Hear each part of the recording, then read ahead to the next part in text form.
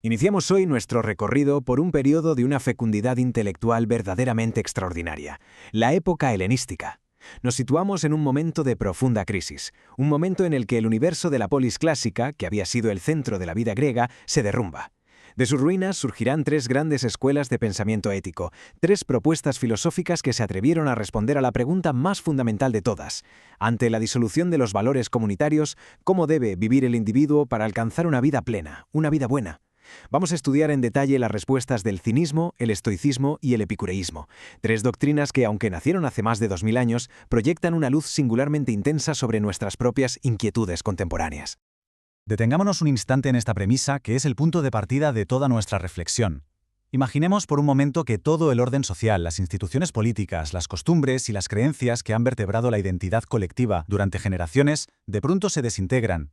La figura del ciudadano, que era el eje de la vida pública y el depositario de la virtud cívica, pierde de repente todo su significado. El individuo se encuentra a sí mismo solo, desarraigado, flotando en un inmenso vacío de sentido. Este es a grandes rasgos el panorama existencial que se abre con la crisis de la ciudad-estado griega.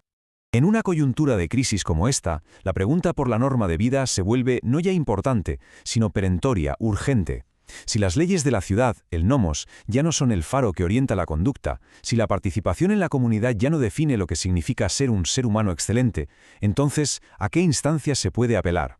¿En qué puede el individuo fundamentar sus elecciones para no sucumbir a la desorientación y a la angustia?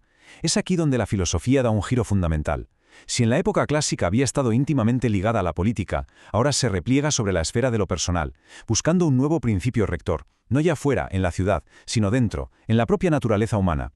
Para comprender en toda su profundidad el origen y la naturaleza de estas escuelas filosóficas, es absolutamente imprescindible que analicemos el contexto histórico que las vio nacer. El acontecimiento capital, el hecho que lo cambia todo, es el ocaso de la polis griega como una entidad política autónoma, y debemos entender que esto no es un mero cambio de régimen político, es la clausura de un modelo completo de existencia, es, literalmente, el fin de un mundo. Pensemos en el siglo V y buena parte del IV antes de nuestra era, durante el apogeo de la Atenas de Pericles. En ese mundo, la identidad de un hombre libre era inseparable de su condición de ciudadano, de polités. La virtud, la excelencia humana, la arete, se realizaba en el espacio público, en el ágora, en la asamblea, participando en el destino común. Sin embargo, las conquistas de Filipo II de Macedonia y, de forma definitiva, la creación del vasto imperio de su hijo Alejandro Magno dinamitan por completo este paradigma. Las polis pierden su soberanía y se ven integradas en grandes monarquías helenísticas, regidas por burocracias impersonales y distantes. El individuo ya no es un agente activo del destino de su comunidad, ahora es un súbdito. Es precisamente en este tránsito, en este dramático paso de la comunidad a la individualidad, de la política a la ética, donde estas filosofías encuentran su razón de ser.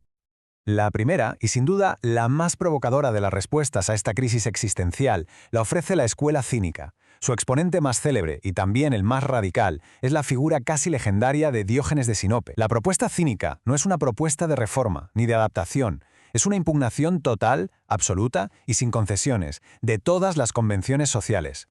El fundamento de toda la filosofía cínica es una distinción radical entre dos conceptos: physis, que podemos traducir como naturaleza, y nomos, que significa ley, costumbre o convención social.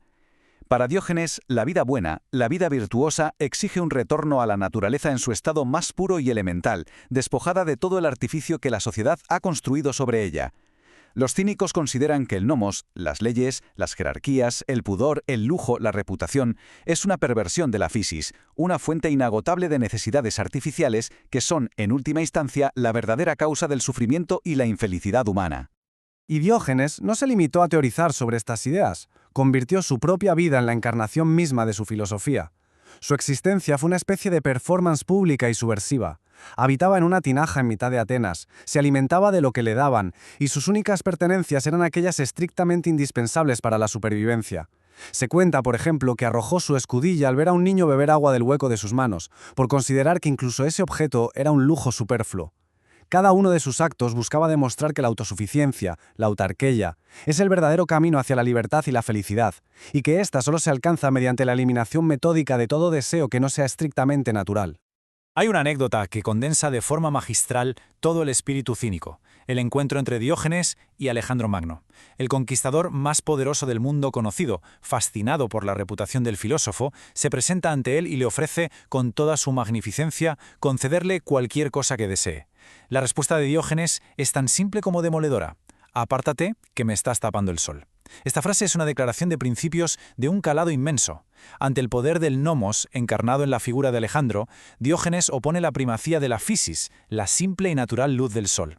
Demuestra con este gesto que el verdadero sabio es aquel que no necesita absolutamente nada de lo que el mundo del poder y la riqueza puede ofrecer, alcanzando así una soberanía interior completamente inexpugnable. Ahora bien, frente a esta ruptura anárquica del cinismo, emerge una escuela con una vocación mucho más sistemática y que tendrá una influencia histórica inmensa: el estoicismo, fundada en Atenas por Zenón de Citio. Los estoicos también van a proponer vivir conforme a la naturaleza, pero, como veremos, su comprensión de este concepto es diametralmente opuesta a la de los cínicos.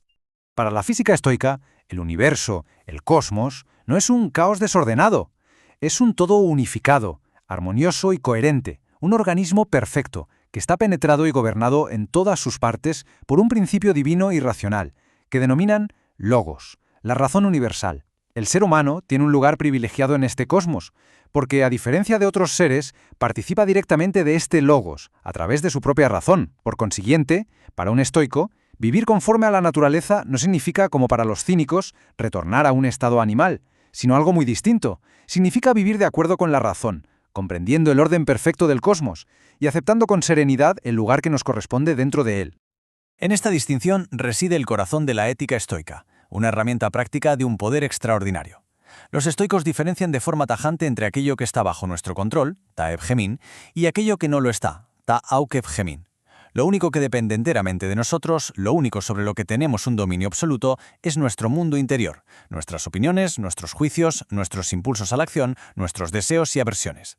La virtud, y por tanto la felicidad, residen exclusivamente en el correcto gobierno de esta ciudadela interior.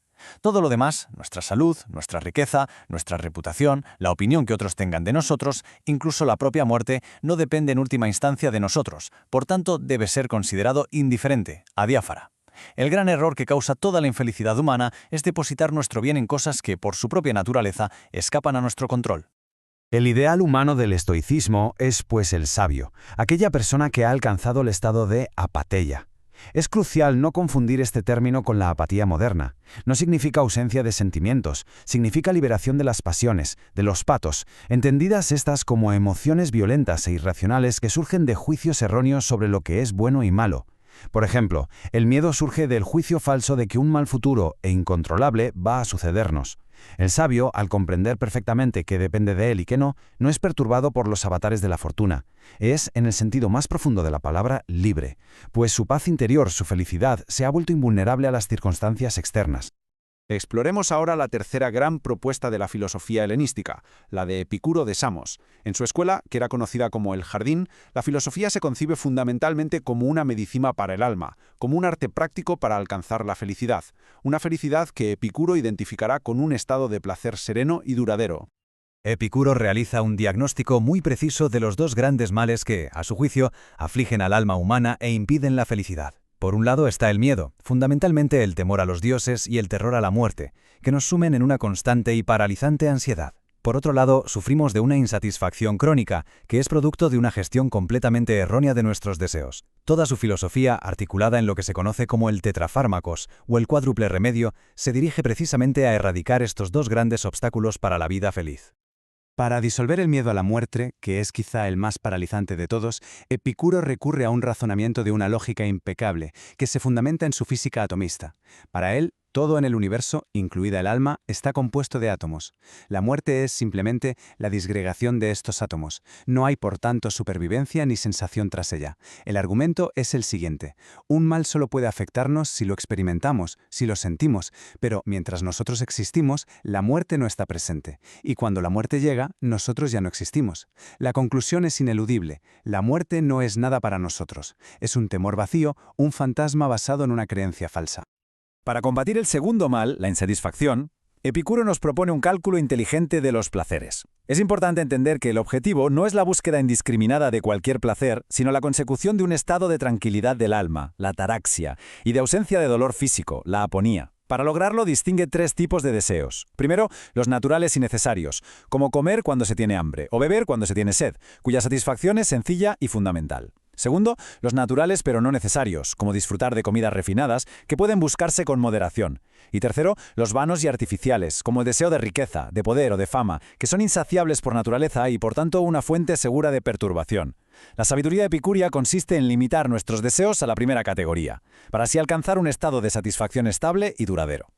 De esta concepción del placer y el deseo se deduce su célebre máxima, late visos, que se traduce como vive oculto o pasa la vida desapercibido. En una refutación directa del ideal clásico de vida pública y participativa, Epicuro aconseja retirarse de la política y de la competición social, pues las considera fuentes inagotables de estrés, conflicto y ansiedad. Propone en cambio cultivar la amistad, la filia, en un círculo reducido y escogido de compañeros, pues considera que la amistad es el más elevado y el más seguro de todos los placeres. Es una invitación a construir un refugio privado para proteger la serenidad del alma de los embates del mundo exterior.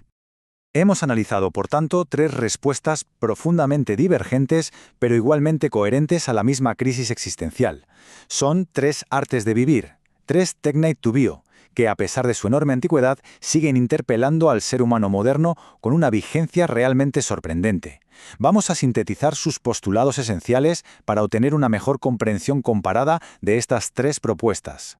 Este cuadro nos permite visualizar con gran claridad las tres estrategias vitales que hemos estudiado. El cinismo propone una ruptura total con el orden social para regresar a una vida natural y plenamente autosuficiente. El estoicismo, por el contrario, predica la aceptación del orden cósmico y el cumplimiento del deber social como la más alta expresión de nuestra naturaleza racional. Y finalmente, el epicureísmo aconseja una retirada calculada y estratégica de la vida pública, no por misantropía, sino como un medio para salvaguardar la tranquilidad interior. Rechazo radical, integración consciente y retiro estratégico. Tres diagnósticos y tres terapias para el alma desorientada por la caída de su mundo. Y así, la pregunta que motivó nuestra exposición regresa al final, pero ahora enriquecida con la densidad de estas tres magnas tradiciones filosóficas. En nuestra propia era, una era caracterizada también por la incertidumbre, la velocidad y la disolución de los grandes relatos colectivos, la interrogación helenística resuena con una fuerza inusitada. ¿Qué significa hoy vivir una vida buena, una vida lograda? Reflexionar sobre las respuestas de cínicos, estoicos y epicúreos no es un mero ejercicio de erudición histórica. Es una invitación a emprender, como ellos hicieron en su tiempo, la tarea ineludible y profundamente personal de dar una forma valiosa a la propia existencia.